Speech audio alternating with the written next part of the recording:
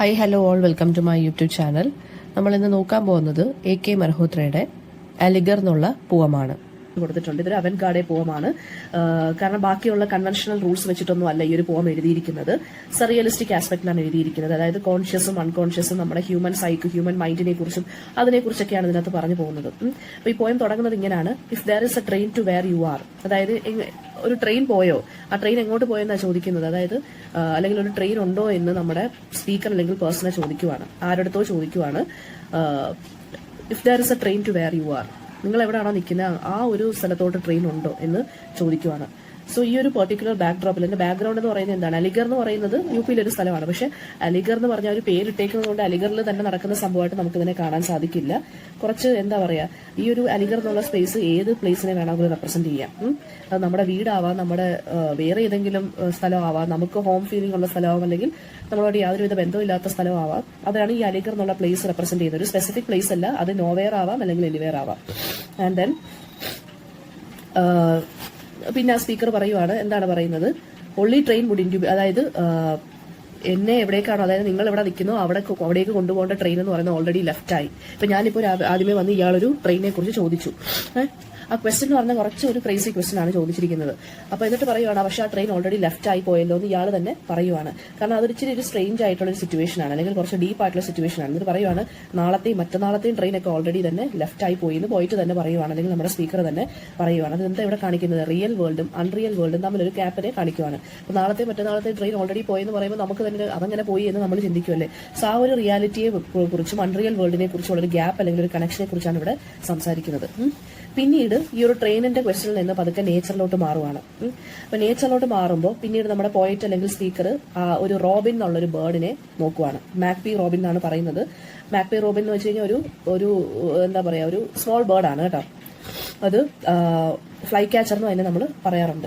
So ഈ Robin എന്ന് പറയുന്നത് അതിന്റെ മ്യൂസിക്കൽ കിറ്റുമായിട്ട് എവിടെയോ ഇങ്ങനെ ഒരു ട്രീയുടെ മുകളിൽ ഇങ്ങനെ ഇരിക്കും. മ്യൂസിക്കൽ കിറ്റ് എന്ന് വെച്ചാൽ ഈ റോബിൻ എന്ന് പറയുന്നത് ഈ ഒരു പക്ഷി പാട്ട് പാടുന്ന ഒരു ടൈപ്പ്, അതായത് ഒരു മ്യൂസിക്കൽ ക്വാളിറ്റി മ്യൂസിക്കൽ ബേർഡാണ്. സോ അത് അതിന്റെ മ്യൂസിക്കൽ കിറ്റുമായിട്ട് ആ ട്രീയുടെ മുകളിൽ ഇരിക്കുവാണെന്നാണ് പറയുന്നത്. പിന്നീട് ബേർഡിൽ നിന്ന് ട്രീയിലോട്ട് മാറുകയാണ് അറ്റൻഷൻ. ട്രീ എന്ന് പറയുന്നത് is painted in degrees of green എന്നാണ് പറയുന്നത്. അതായത് ഗ്രീൻ കളറിന്റെ പലവിധ ഷെയ്ഡുകളുമായിട്ട് ഇങ്ങനെ ട്രീ ഇങ്ങനെ അഡോൺ ചെയ്തിരിക്കുകയാണ്, അല്ലെങ്കിൽ ട്രീയുടെ പുറത്ത് ആരെ പെയിന്റ് അടിച്ചതുപോലെ ഇങ്ങനെ അത്രയ്ക്ക് ഗ്രീൻ കളറിൽ അതിന്റെ ലീവ്സ് ഇങ്ങനെ ഇരിക്കുവാണ്. പല ടൈപ്പ് ഷെയ്ഡ്സ് ഓഫ് ഗ്രീൻ ആണ് ആ ട്രീയിൽ ലീഫിലുള്ളതെന്നാണ് പറയുന്നത്. ആൻഡ് ദെൻ അപ്പോൾ ഓപ്പണിംഗിൽ തന്നെ പറയുന്നുണ്ട്, ഈ ഒരു പോയത്തിന് സത്യം പറഞ്ഞു കഴിഞ്ഞാൽ നമുക്കൊരു കംപ്ലീറ്റ് മീനിങ് കൊടുക്കാൻ സാധിക്കത്തില്ല. ലൈൻ ബൈ ലൈൻ മീനിങ് എടുത്താൽ നമുക്ക്, അതായത് രണ്ട് ലൈൻ ഒരു കാര്യത്തിനെ കുറിച്ചാണെങ്കിൽ നെക്സ്റ്റ് 2 ലൈൻസ് എന്ന് പറയുന്നത് വേറെ 2 കാര്യത്തിനെ കുറിച്ചായിരിക്കും സംസാരിക്കുന്നത്. ഒരു ഡിസോർഡർലി രീതിയിലാണ് ഇത് എഴുതിയിരിക്കുന്നത്. വളരെ റാൻഡം ആയിട്ടുള്ള കാര്യം പെട്ടെന്ന് പറഞ്ഞ് വേറൊരു കാര്യത്തിലോട്ട് അങ്ങ് പോവുകയാണ്. സോ പ്രത്യേകിച്ച് സ്ട്രക്ചറോ അല്ലെങ്കിൽ മീനിങ്ങോ ഒന്നും ഇല്ല ഈ ഒരു പോയത്തിന്. വളരെ മീനിങ്ലെസ് ആയിട്ടും സ്ട്രക്ചർലെസ് ആയിട്ടും എഴുതിയിരിക്കുന്ന ഒരു പോയമാണ്. അപ്പൊ എന്താ ഇത് കാണിക്കുന്നത്? നമ്മൾ ജീവിക്കുന്ന വേൾഡ് എന്ന് പറയുന്നത് നമുക്ക് ചുറ്റിനുമുള്ള വേൾഡും ഇതുപോലെ തന്നെയാണ്. വളരെ ഷേപ്പോ മീനിങ്ങോ ഒന്നും ഇല്ലാത്തൊരു ലൈഫാണ് നമ്മൾ ലീഡ് ചെയ്യുന്നത്. എപ്പോഴാണ് എന്ത് സംഭവിക്കുന്നത് നമുക്ക് തന്നെ അറിയാൻ സാധിക്കില്ല. ഒരു സ്പെസിഫിക് പാറ്റേൺ ഒന്നും ഇല്ല ഈ ഒരു പോയത്തിനകത്ത്. നമ്മുടെ ലൈഫിനെ പോലെ ഒരു സ്പെസിഫിക് പേർപ്പസ് ഇല്ല. ഇന്ന കാര്യമാണ് ഞാൻ പറയാൻ ഉദ്ദേശിക്കുന്നത് എന്ന് പോയത്തിലൂടെ പോയിട്ട് പറയുന്നില്ല. പ്രോപ്പർ ആയിട്ട് നമുക്ക് എന്ത് ചെയ്യാൻ പറ്റത്തില്ല, അറേഞ്ച് ചെയ്യാൻ അങ്ങനെ പറ്റത്തില്ല. പക്ഷെ അതിനെ നമുക്ക് ഇതുകൊണ്ട് ഇതിനൊരു പോസ്റ്റ് മോഡേണിസം അല്ലെങ്കിൽ പോസ്റ്റ് മോഡേണിസ്റ്റ് പോയട്രി എന്ന് വിളിക്കാം. സറിയലിസത്തിന്റെയും മാജിക്കൽ റിയലിസത്തിന്റെ ഒക്കെ ഒരു ബ്ലെൻഡ് ആണ് ഈ ഒരു പോയം എന്ന് പറയുന്നത്. അതായത് എക്സ്ട്രീം റിയാലിറ്റിയെ കുറിച്ച്, അതായത് കുറച്ച് ഫാന്റസി എലിമെന്റ്സ്, കുറച്ച് ഫിലോസഫിക്കൽ എലിമെന്റ്സ് ഒക്കെ വരുന്ന ഒരു പോയമാണ്.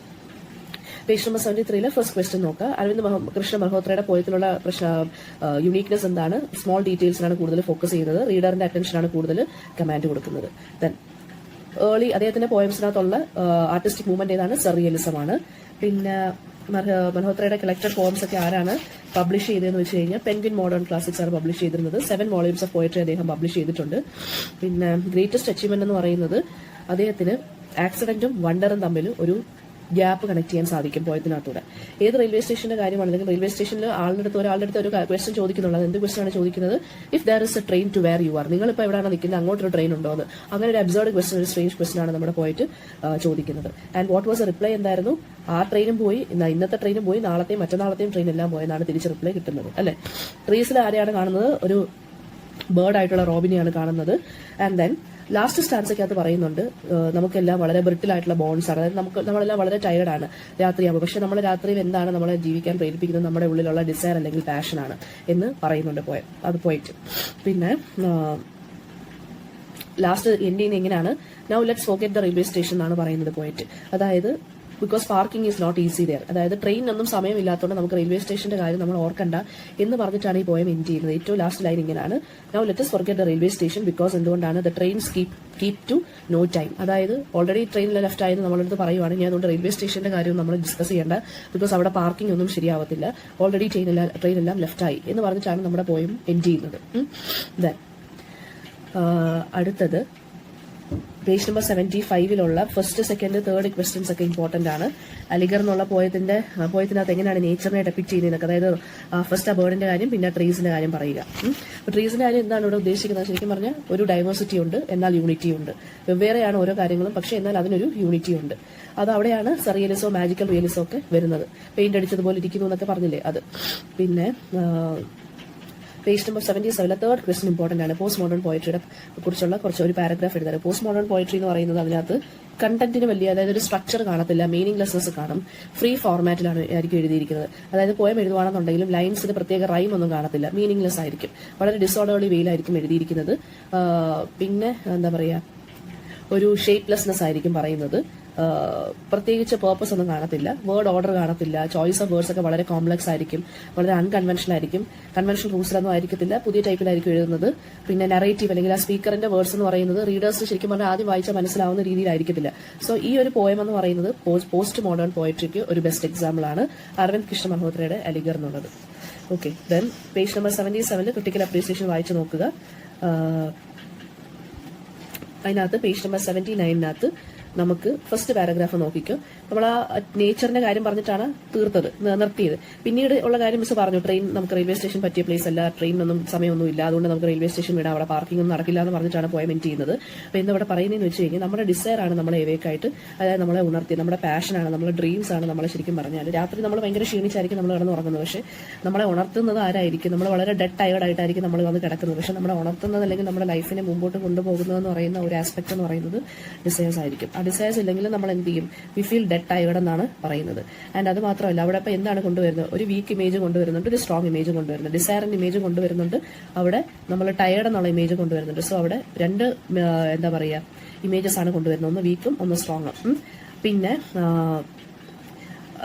കുറച്ചും കൂടെ ഡീപ്പായിട്ട് നമ്മൾ അനലൈസ് ചെയ്യുകയാണെങ്കിൽ എന്താണ് കാണിക്കുന്നത്, നമ്മുടെ ബോഡി എന്ന് പറയുന്നത് അത് വെറും ഫ്ലഷ് ആണ്, അത് എപ്പോൾ വേണമെന്നുണ്ടെങ്കിലും ടയർഡ് ആവാം അല്ലേ, എപ്പോൾ വേണമെന്നുണ്ടെങ്കിലും മുറിയാം, എപ്പോൾ വേണമെന്നുണ്ടെങ്കിലും നമ്മൾ ഡെഡ് ആവും. പക്ഷെ നമ്മുടെ ഡിസയർ എന്ന് പറയുന്നത് ക്വൈറ്റ് പവർഫുൾ ആണ്.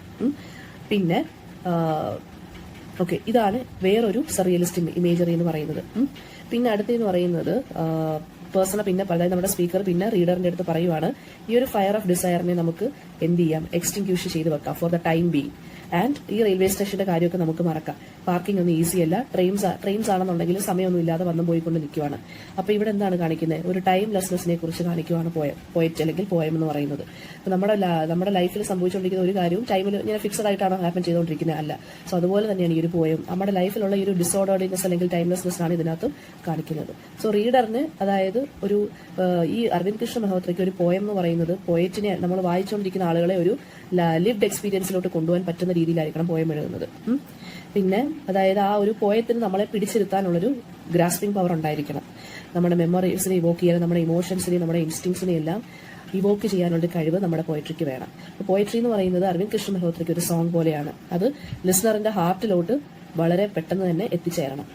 സോ അതുകൊണ്ടാണ് അദ്ദേഹം ഈ ഒരു പോയം ഈ ഒരു രീതിയിൽ എഴുതിയിരിക്കുന്നത്. അതായത് വളരെ സിമ്പിൾ ആയിട്ട് ഓർഡർ ആയിട്ട് മീനിങ് ആയിട്ട് എഴുതി പോയാൽ നമ്മളത് വായിച്ചങ്ങ് വിടും. പക്ഷെ ഇതുപോലെ ഡിസോർഡേർഡ് ആയിട്ട് എഴുതി ഒരു ഇമേജിനെ പറഞ്ഞിട്ട് മറ്റൊരു ഇമേജിനെ അടുത്ത റാൻഡം ആയിട്ട് ചൂസ് ചെയ്ത് എഴുതിക്കൊണ്ടിരിക്കുമ്പോൾ will be thinking it about it deeply അല്ലേ. അതാണ് ഇവിടെ അരവിന്ദ് കൃഷ്ണ മൽഹോത്ര എന്ത് ചെയ്തിരിക്കുന്നത്, എംപ്ലോയ് ചെയ്തിരിക്കുന്ന ടെക്നിക്ക്. എന്തെങ്കിലും ഡൗട്ട് ഉണ്ടെങ്കിൽ so ask in the comment section. Thank you.